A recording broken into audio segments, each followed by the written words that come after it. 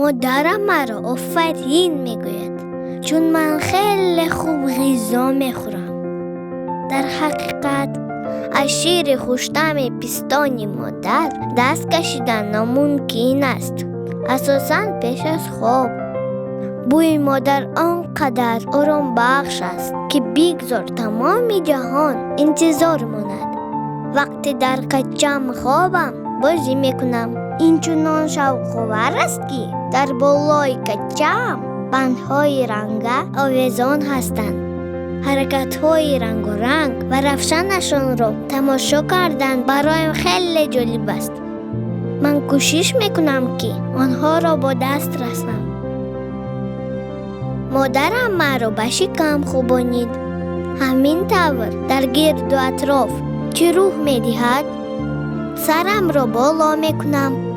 آنجا بازیچه است.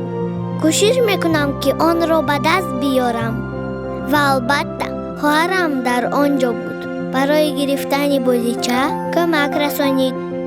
اوه، پدرم اومد. حالا او مرا به دست میگیرد. اورا! مادر و پدرم به من چیزی گفته ایستادند. من آن را تکرار میکنم تا آن نمودی که میتوانم. پدرم مرا تعریف میکند. مرا دخترم نصیبه مینامد که در این وقت چشمانش پر از محبت و غمخوری میباشند.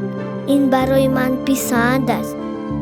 من فهمیدم که وقتی پدرم میآید، خواهرم او را خواهش میکند که کتاب خواند. همین طور من و پدرم با برادر و خواهرم نشسته‌ایم. پدرم به ما چیزی قصه میکند که خیلی جالب است.